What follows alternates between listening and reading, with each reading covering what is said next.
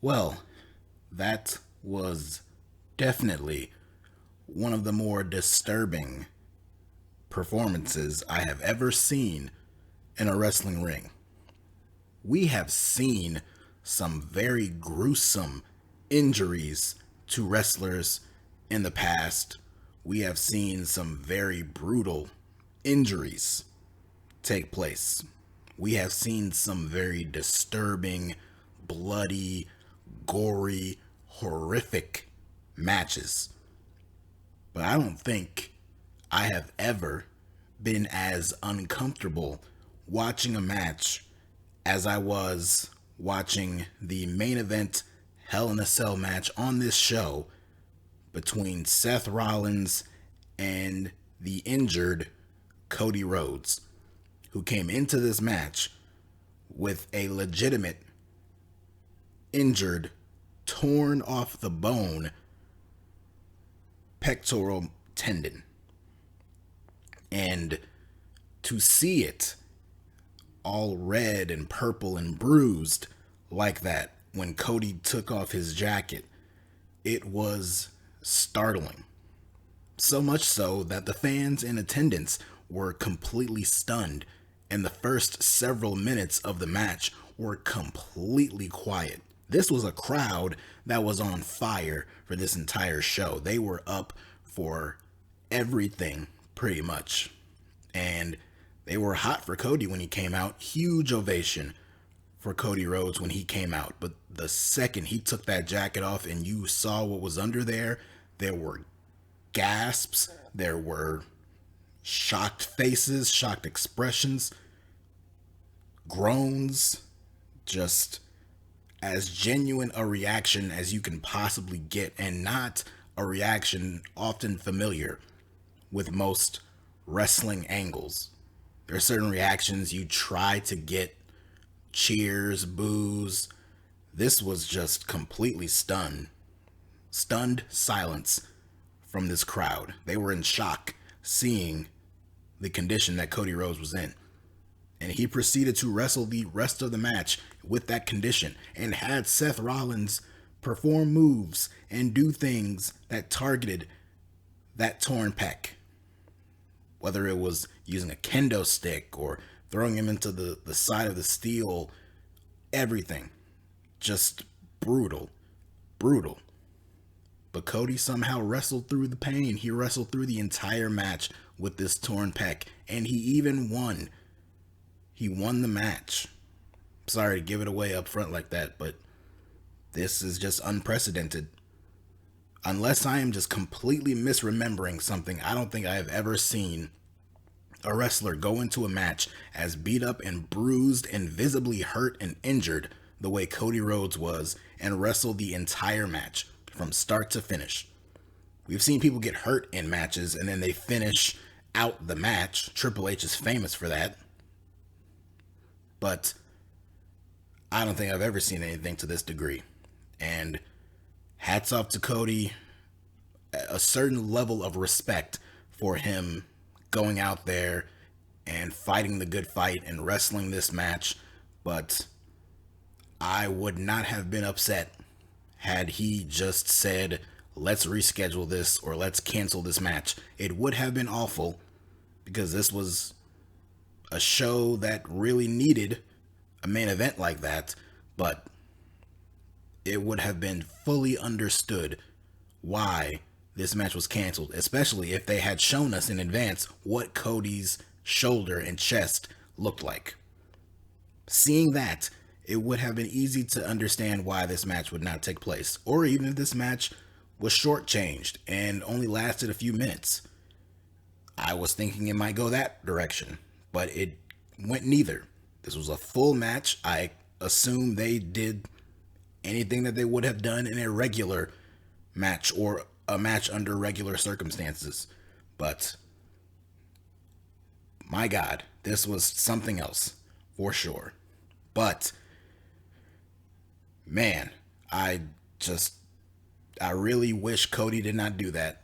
And hopefully things will be better coming out of this. But man, as much respect as I have for him, I really wish he hadn't done that. And that's just me speaking from the point of view of a fan who has many mixed emotions on what we just saw. But yeah, I don't know. But that's that. As for the rest of the show, it was a pretty good show. So, about 5 minutes in, welcome everyone. This is DerekJ Speaks, and today we are talking about WWE Hell in a Cell 2022 live from the Allstate Arena in Chicago, Illinois. A show that going in was basically a Raw exclusive show because all but one match on this entire show were matches featuring Raw talent, featuring Raw superstars and Raw storylines. This was basically a Raw show. We were traveling back in time here and having a brand exclusive show, and this was a Raw show. And as a Raw show, it was fairly good. There were quite a few really good matches on this show. The opening match for the Raw Women's title was incredible.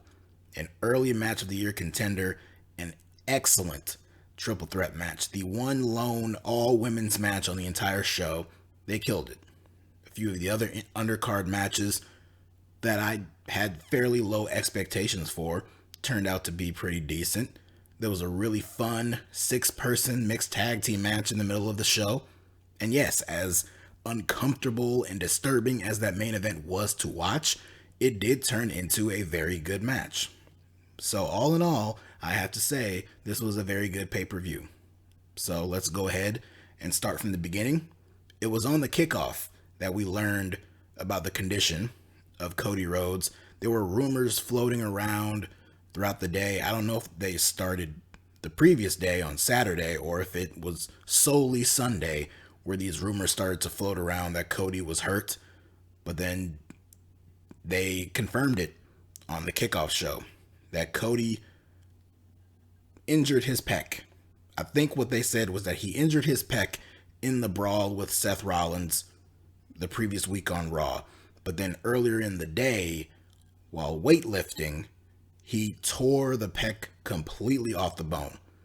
But he insisted on forging on and competing in the match, which we saw. And my God, unbelievable. One of the most surreal things I have ever seen in a wrestling ring.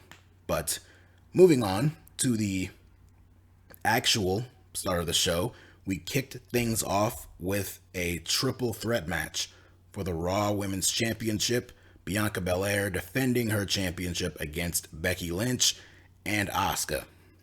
I don't really have much else to say other than this match kicked all kinds of ass. This was a great match and a great way to start this show.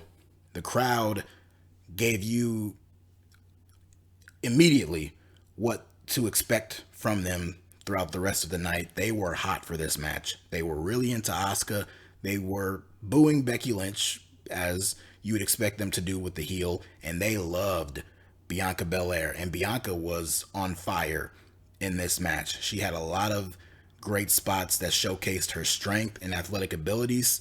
Becky Lynch served her purpose very well, getting good heat and really shining in this match. Asuka, with her striking ability and her quickness and her grappling ability, that was on full display in this match. All three women got a chance to shine, and they meshed very well together. We know Bianca and Becky have great chemistry. We've seen that in the past.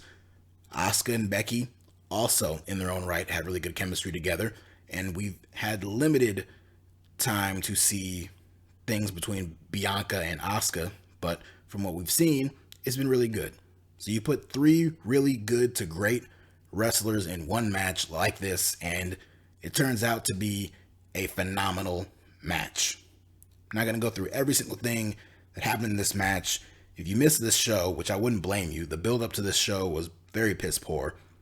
But if you went out of your way to avoid watching this show, but you are interested in going back and watching at least one match, this would be the match to do that with, because this was hands down one of the best matches of the entire night. Even looking back on it, this still might be my personal favorite match of the entire night. And like I said, probably an early match of the year contender for me.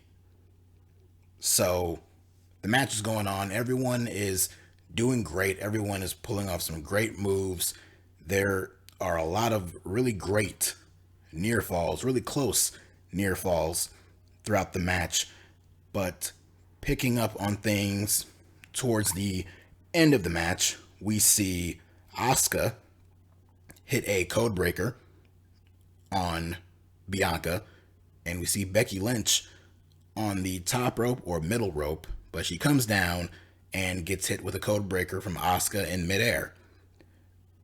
And with Becky and Bianca both down, Asuka locks them both in a double ankle lock, which looked very cool visual here. But both Bianca and Becky kind of kicked her away and she slid out onto the floor. We see a roll up get countered into a disarm her. Becky had Bianca locked in the disarm her, but then Bianca managed to power out of it, try to get her in position for the KOD, but Becky also slipped out of that one. Eventually, Becky did hit the manhandle slam, but before she could get the 3, Asuka rolled in and broke the cover. We see Becky try to roll up Asuka, but then that gets rolled into Asuka, locking Becky in the Asuka lock. And it looked like Becky was trying to fight out of it. She was trying to roll over, but Asuka rolled with her and kept the Asuka lock in.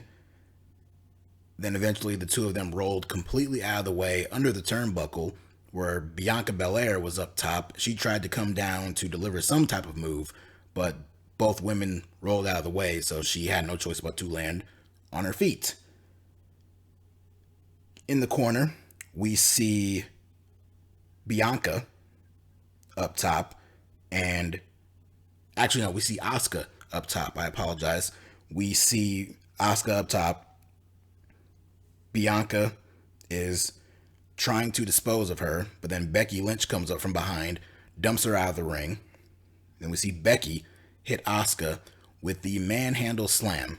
She's going for the cover, and Bianca instead gets in there, dumps Becky out of the ring, and she gets the cover and steals the win. And Bianca Belair retains her Raw Women's Championship. There were several points throughout the match where Becky was hitting a move on Asuka. She had the match seemingly won, and then Becky dumped her out.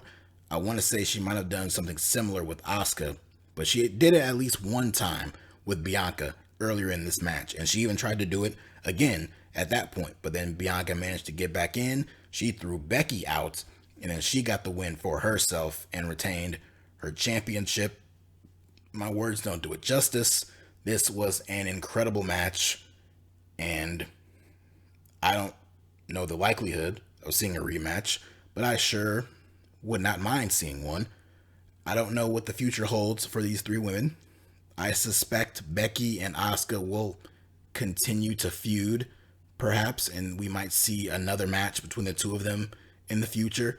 As for Bianca and her next challenger, I have no idea. I do know that I am in full favor of Rhea Ripley eventually challenging her for that championship, but I would save that for SummerSlam. In the meantime, what about Money in the Bank? Not sure. But as for this night, this was a great match. We got to backstage, and we have a segment with MVP and Omos training and strategizing when in walks Cedric Alexander. He's trying to join in on the strategy making plans of MVP and Omos, and he's trying to offer his assistance for this match. But MVP denies him, tells him that every chance you've had to impress me, you have failed me every step of the way. And MVP tells Cedric that the Hurt Business is dead, buried, and gone, and it's never coming back. And Omos told him to hit the bricks, and Cedric was on his way. And this was important because this factored in a little bit to the finish of the next match, which was the 2-on-1 handicap match, Bobby Lashley versus MVP and Omos. They showed in the promo package for this match the diss track that MVP recorded on Bobby Lashley heading into this match called Fall Mighty, which was very enjoyable, had a few good lines in there, and was probably the most entertaining thing that has happened since this entire feud began. So, wanted to highlight that. Sitting on the couch watching this match or watching the entrances, and my girlfriend is sitting there watching with me. She's a casual fan. She watches with me, and even she asked me the question, are these two guys still fighting? Because she has sat there watched with me since WrestleMania, where this match originally happened, and has watched with me all of these months later, and she asked me if these guys are still fighting. And I said yes. I don't know why they are, but yes, they are. So I was hoping that this would finally be the end of this feud, and seeing the outcome of this match, I think that's what happened. So as for the match itself, it was fine. It went down pretty much the way you would expect this match to go. Bobby Lashley was getting dominated. He tried some hope spots. He tried to keep the fight going, but Omos was too powerful, too dominant over him. MVP was playing cheerleader and also getting in a few cheap shots here and there. He got in the player's boot on Lashley at one point, kicked him so hard it took Lashley out over the top onto the floor. While he was out there, Omos on the other end of the ring hops down off the apron and just steamrolls, charges around the ringside and just steamrolls into Lashley, sending him into the barricade. Just a complete collision, which visually looked impressive. I for sure thought that Lashley was going to move and Omos was going to crash through the barricade, but no, he made full contact and plowed Lashley right through that barricade. Then, back in the ring, Lashley barely broke the count back in, so he got back in. MVP's a legal man. He gets Lashley in position to hit the playmaker, but Lashley manages to escape it, and he knocks Omos off the apron, and then he comes back around and hits a spear on MVP. But before he could get the cover, Omos gets back in, and he breaks the count. Omos is trying to dispose of Lashley. He has him in position for what appears to be a chokeslam. And all of a sudden, Cedric Alexander reappears. He comes in, he goes up top, he tries to dive down onto Omos, but he gets caught in midair, and he's standing there. Omos dumps him out, and then Omos turns around right into a spear from Bobby Lashley. So that takes Omos out of the equation. Lashley refocuses on MVP. MVP tries to charge at Lashley in the corner with another player's boot, but he misses. Lashley gets out of the way. MVP is stuck up in the top of the apron, or the top of the turnbuckle, I should say, and Lashley comes from behind, locks him in the hurt lock, and MVP's wailing away, but he has no choice but to give up, and Lashley gets the big win. Finally gets the win, and hopefully this feud is over.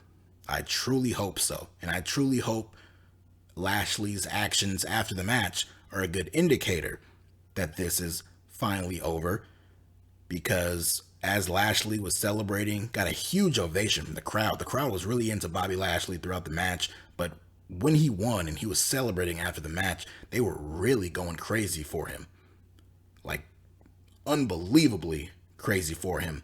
And while slapping hands with the fans in the front row, one fan had a replica WWE Championship belt, and Lashley took it from him and started parading around the ring, holding the championship up. He kissed the title belt. I don't know if I would have done that. Who knows who all touched it, but it's his life. But Lashley gave the indication that maybe the championship that he never lost is back in his sights. I don't know if this was something that he intentionally did, I don't know if this was something that he was scripted to do because that's the direction that they are going in, or if this was just Lashley getting wrapped up in the celebration, getting the big ovation from the crowd. He got carried away and he took a championship belt and held it up. The commentators acknowledged Lashley doing it, so I assume this was something intentional and Lashley was supposed to do something to give away his intents on going after the title, which I am in favor of. Months ago, many months ago, I stated that Bobby Lashley, he is a heel now, or he's a babyface now, and it would make sense for him to go after the heel champion, Roman Reigns, because Bobby Lashley has a legitimate claim to a shot at that championship. The man was injured at the Elimination Chamber pay-per-view, and he was taken out of the match, and he was not able to defend his championship. He lost the title without actually losing his championship. So he still has a legitimate gripe to go after that title. So whether he does or not, that remains to be seen. But at least for now, this feud is over. What's next for Omos? I guess a feud with Cedric Alexander. Oh boy. But yes, hopefully this stuff with Lashley and Omos and MVP is finally over. Next matchup, Kevin Owens taking on Ezekiel, Elias's younger brother. But of course, Kevin Owens will lead you to believe that he is Elias after all. We have seen Kevin Owens descend into madness these last several weeks over this Ezekiel Elias stuff, and it has made this story very entertaining and fun to watch, mainly for Kevin Owens' antics and his behavior, his promos, just going absolutely out of his mind. And it's made things very entertaining. As for this match, the match was okay. It wasn't anything overly special. Ezekiel out the gate hit Kevin Owens with a high knee, went up top and hit a diving elbow drop, but it was only good for a 2 count. So right away, they tried to get your interest. And then the match proceeded. Ezekiel, he did his thing. Once again, there's sirens. I have no idea why there are always sirens that play when I am recording. I have no idea. It happens every single time. This is like the 3rd video in a row, and I'm sorry to point it out, but I talk like this to try to drown it out the best I can. But of course, I might look foolish if you cannot hear it, but I'm pretty sure you can. And it's gone now. So back to talking about this match. Kevin Owens took control. He was yelling and screaming that this is Elias, and he kept pointing to the camera. He was wrenching back on Ezekiel's face and saying, "This is Elias." But the crowd was behind Ezekiel. It had Zeke chants, but they also chanted for Kevin Owens, and there were some chants that from the crowd saying that he is Elias. But the crowd was up and down between both guys, but they were still fully invested in the match. And Kevin Owens, like usual, like always, is great. He is a national treasure just as much as Sami Zayn is on SmackDown. So these guys are to be beloved and appreciated for what they do. At one point, Owens went up top, tried to hit a swanton, but Ezekiel got the knees up. So tough landing for Kevin Owens. Ezekiel tried to hit a bunch of splashes on Owens in the corner. He succeeded with a few, but he was going for one last one, and Kevin Owens managed to move out of the way. Owens hit a pop-up powerbomb, only good for a 2 count. Eventually, Zeke went up top, trying to deliver some big move, but Kevin Owens cut him off, gave him a bunch of super kicks, and gave him one final death blow super kick, knocked him off the top, had him seated in the corner. Kevin Owens revved up, went back, and came charging at Ezekiel with a cannonball, got him up, hit him with a stunner, and 1, 2, 3. Kevin Owens is victorious. I imagine this feud is going to continue, which is not the highest, most prominent position for Kevin Owens to be in. But hey, he got the win here. I did not expect him to get the win here, so good for him. Up next was the 6-person mixed tag team match. The team of AJ Styles, Finn Balor, and Liv Morgan taking on the Judgment Day, Damian Priest, Rhea Ripley, and of course, Edge. So this was the first time seeing Edge wrestle with the new haircut, the new do, and seeing it in motion like that, it looked okay. Not too bad. The three members of the Judgment Day came out. Very cool entrance, very cool attire. Apparently Rhea Ripley did not have her usual ring gear, and so she came up with this on the fly. Thought she looked good. The match itself, I mentioned earlier, very enjoyable, very fun match. Very high energy. You had the heels taking over on different baby faces. You had Rhea dominating Liv Morgan for a while, and then as Morgan was about to tag in one of her Judgment Day stablemates, Liv Morgan went over and tagged in AJ Styles. He wanted Edge, but instead he had Damian Priest. They worked together for a while, eventually tagged in Balor. He worked up against them, but then he became the babyface in peril. Edge and Priest were both working over Balor for a while until he got some reprieve and he was able to get the hot tag in on AJ Styles, who came in, went straight at Edge, took down Damian Priest, and we see AJ finally connect and hit the phenomenal forearm on Edge. He's been trying to hit this move on Edge for months, and he does it in some random 6-person tag in the middle of the match, and it's not even the finish. Edge goes down, AJ goes for the cover, but Damian Priest literally grabs AJ by the arm and yanks him right out to the outside of the ring. Edge is laying there dead, selling the move very well, but if this was not going to finish the match, then you would have been better off just not doing it. Unless AJ's just never going to get a win over Edge, I would have saved him hitting him with the forearm for when AJ finally does get the victory over Edge. But whatever. It's whatever. So the match continues. There's a huge brawl between all 6 people here. We see the heels all on the outside. AJ and Balor both do dives onto Edge and Priest. Liv Morgan joins the fray, doing a dive through the ropes out onto Rhea Ripley. Somehow in all of this, AJ Styles got busted open. They showed him a little bit later on in the match, and he looked like he was bleeding a bit of a gusher. And he was on the other side of the ring. He didn't factor into the finish at all. The camera stopped focusing on him, and you saw in the background doctors rush over to him with towels and everything to clean the wound, apparently. But back in the ring, Edge, he's down. Finn Balor goes up top, going for the coup de grace when Rhea Ripley steps in the way, and she's standing there face to face or looking up at Balor, protecting Edge, protecting the leader of the Judgment Day. Liv Morgan comes in, gets on Rhea's back, and is just trying to put her in a sleeper and just punching and hitting away at her. They tumble to the outside. Balor comes down anyway, but Edge moves out of the way. Balor runs up, turns back around, and gets hit with a devastating spear from Edge for the 1-2-3. And just like that, the Judgment Day gets the win. They could use the win a lot more than the babyfaces could. It's not time yet for the babyfaces to get a win over the team on a platform like this.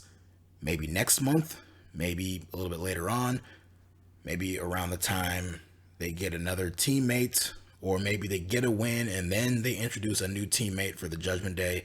But for this show, the right team went over. I thought this was a very fun match, back and forth, hot action, and at least on this night, I haven't been overly impressed with everything that the Judgment Day has done, and Edge, Ripley, and Priest, but at least on this night, it was very enjoyable. So hats off to everybody in this match. Up next was one of the matches that I was least looking forward to. It was the one sole SmackDown match on this entire pay-per-view. It was Happy Corbin versus Madcap Moss in a no-holds-barred match. This is a feud and story that has gone on for several months. It's just a feud and story that I do not care about. But it's more of an indictment that this was the only match that took place on this show that represented SmackDown in any capacity. So much so that Michael Cole was there, but he was doing commentary with Corey Graves because they didn't even bother to fly Pat McAfee into this show to call this one match. It was sad. It really was sad. So we get the match, and the match wasn't that bad. It was quite good in some ways. I liked the fire from Moss. He's not wearing the stupid suspenders. He has new theme music. He has regular black trunks and black boots. A very basic look, but it's an upgrade from what he was doing before. So he looks less ridiculous and less goofy. So he's in this match. There's some funny spots. There was one point Moss was over by the announce table and he took Corey Graves' announce chair and he just launched it over at Corbin and knocked him down. I thought that was pretty funny. Later in the match, the fans are chanting, "We want tables," and Corbin just refuses to give them any, like a true heel should. He did that very well.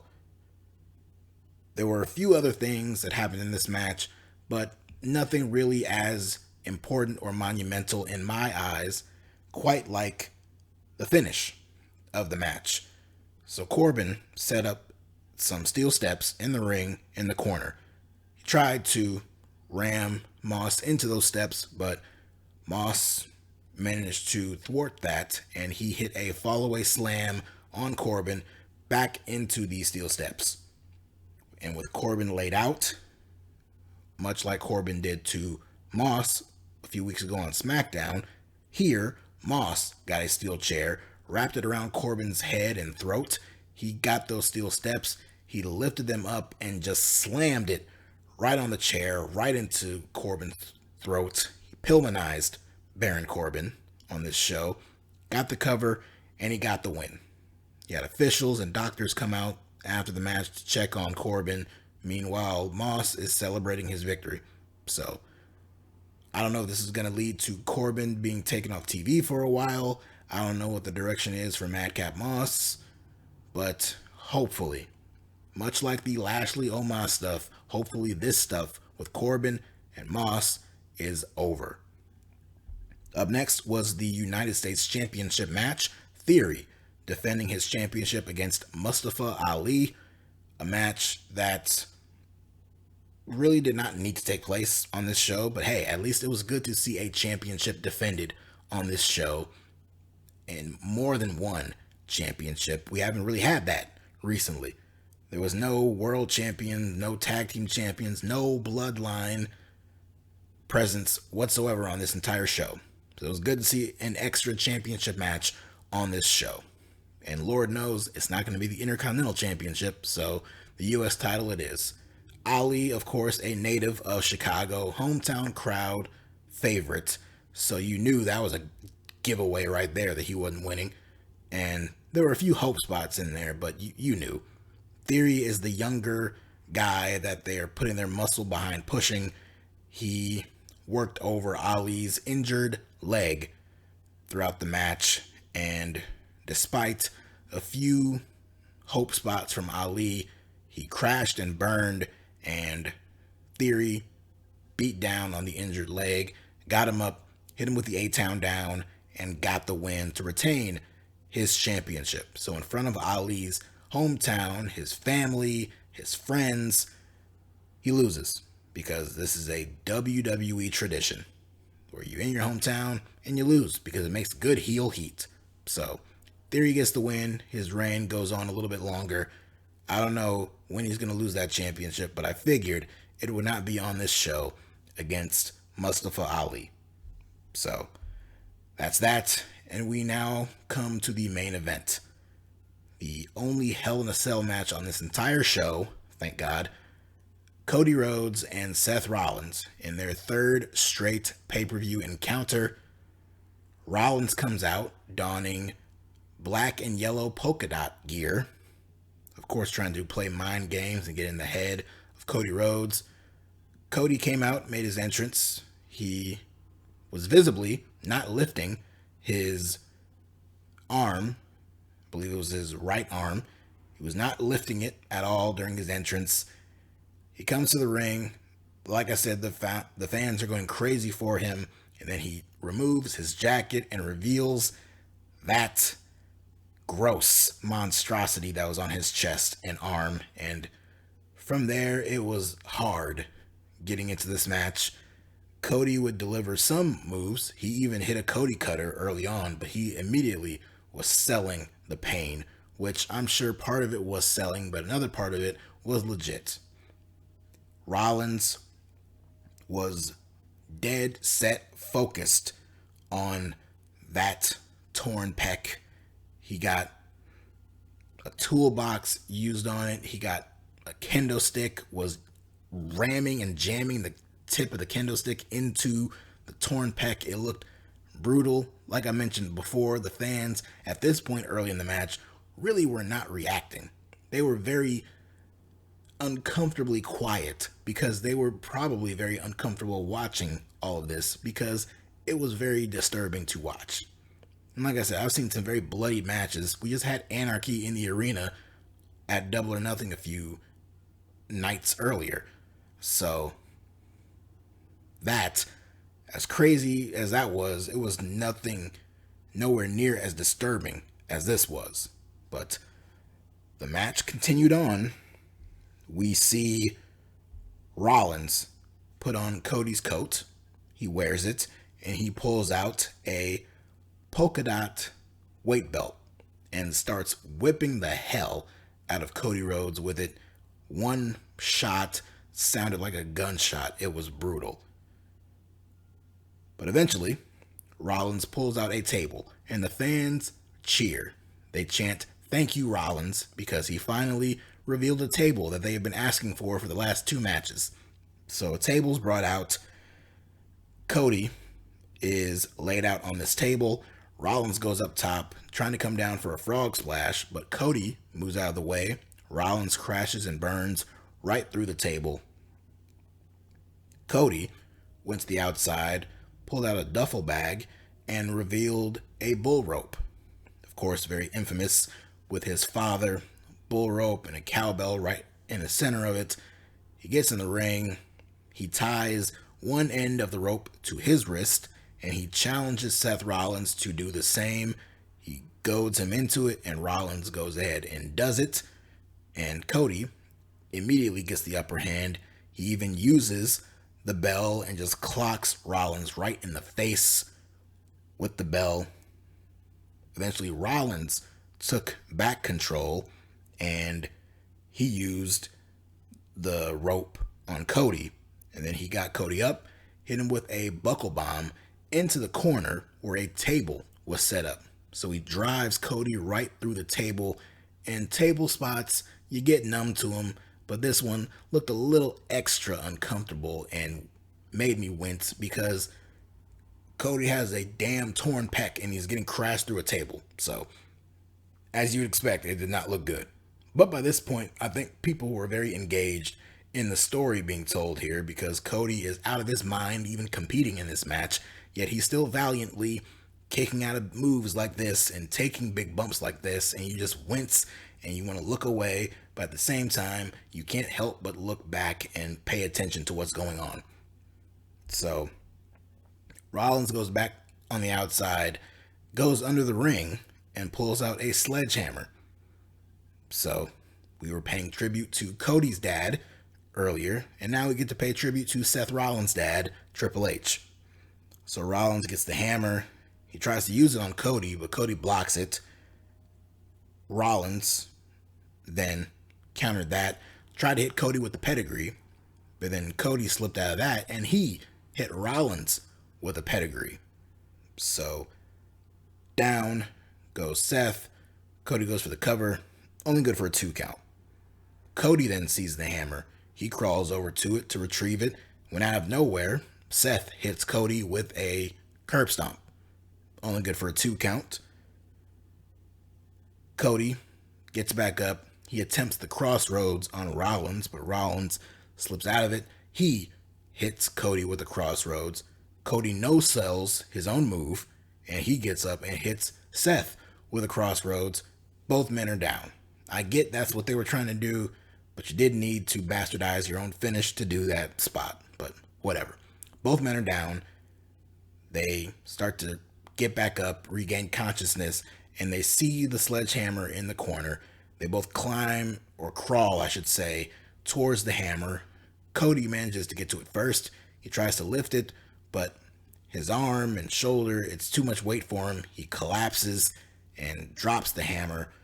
Rollins then picks it up, and he tries to use it on Cody, but Cody once again blocks it, and he hits Seth Rollins with a crossroads, hits him with at least one, maybe two more. He hits a few crossroads on Rollins, and then it looks like he's going for one last one, but then he just kind of dumps and lets Rollins fall down.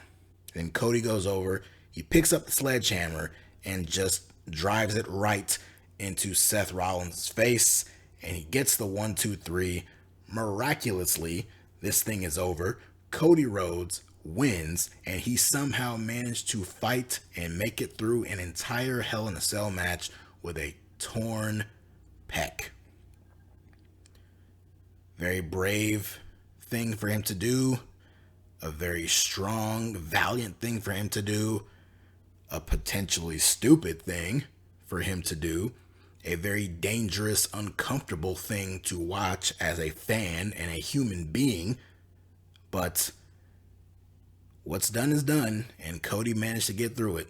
So kudos to him. I can't even begin to know what the future holds for Cody Rhodes. I imagine this ain't just gonna go away, and Cody's gonna come out tomorrow and wrestle, and he's gonna be okay to go. I have no idea. Right now, WWE does not have Roman Reigns consistently on the road full time. And so, in his absence, they've bumped up Cody Rhodes, put the muscle behind promoting him and putting a lot of the promotion and advertising around Cody Rhodes for these big shows. And now Cody's hurt. He wrestled this match, but is a guarantee that he's going to be back for Money in the Bank or even SummerSlam. I don't know the extent of this injury.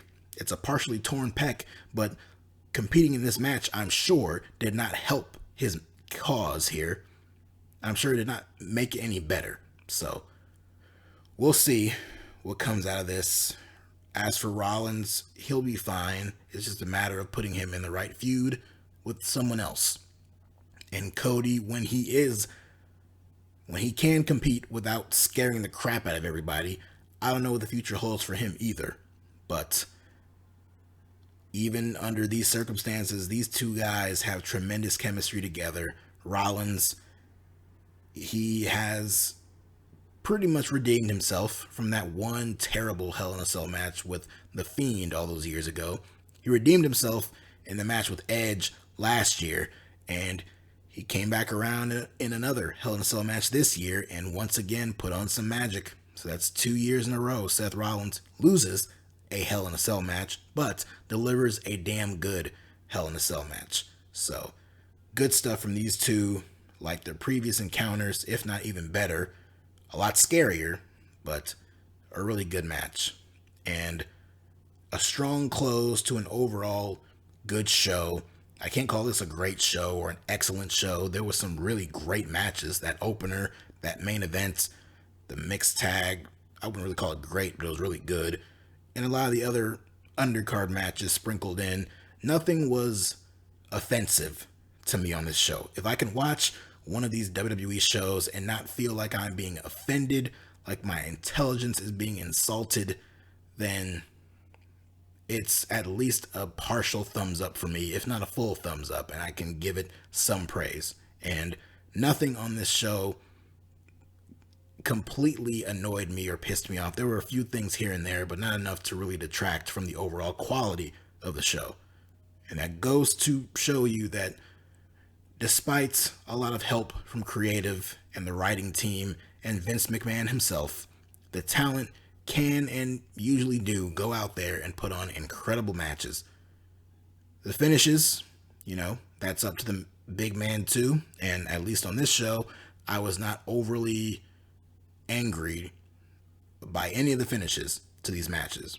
And a lot of the storylines heading into this show that have been very lackluster and boring and have gone on far too long, hopefully were ended on this show. So that's about it for me. I don't really have anything else to say. One last thing I will say is that if somehow all this stuff with Cody Rhodes is one giant work, then kudos to them. If that was makeup, then hats off to the makeup department in WWE. But I'm not going to hold my breath on that expectation. But that is it for me. If you like what you see and you like what you hear, go ahead, hit that like button, hit that subscribe button, and subscribe to the channel at DerekJ Speaks. Follow me on Twitter at DerekJ Speaks. Follow me on SoundCloud and listen there.